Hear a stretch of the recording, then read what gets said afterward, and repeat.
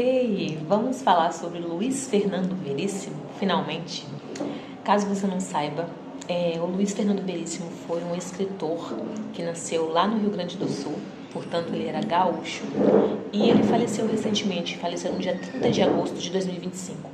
Hoje, o dia em que eu faço esse vídeo, é o dia 4, então ele faleceu no dia 30. E aí é óbvio que eu precisava fazer um vídeo homenageando Luiz Fernando Veríssimo.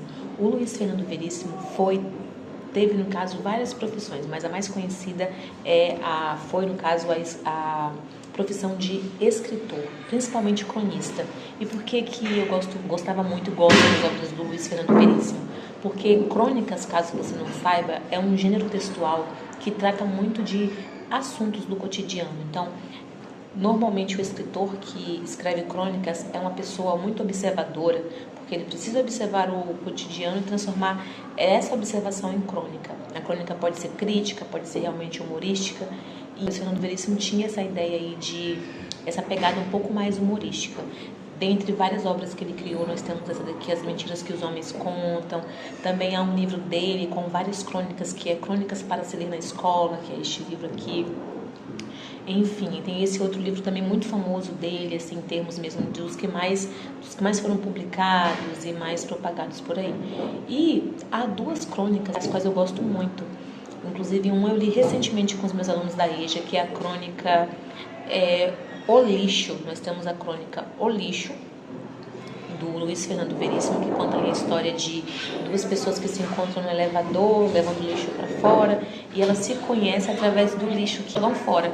Então aí mostra como de fato tem como nós observarmos o cotidiano, conhecermos uma pessoa através do que ela faz, até mesmo pelo que ela joga no lixo. E a segunda crônica, da qual eu gosto muito, é a crônica O Gigolô das Palavras. Nesta crônica o autor vai falar sobre o processo dele enquanto gostar ou não das palavras, qual palavra é melhor, qual palavra não é tão interessante assim do ponto de vista gramatical.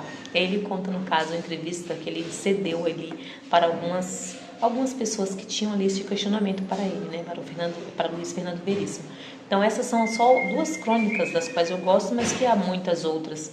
Então esse foi o Luiz Fernando Veríssimo. Isso, assim, de modo bem resumido, você pode pesquisar mais depois, é só para poder me instigar. Inclusive, ele era filho do Érico Veríssimo, também um outro autor muito conhecido, que escreveu o livro Olhai os Lírios dos Campos. Deixa aqui nos comentários e me diz se você já sabia, ou se você já leu, ou se você vai ler alguma obra aí do Luiz Fernando Veríssimo.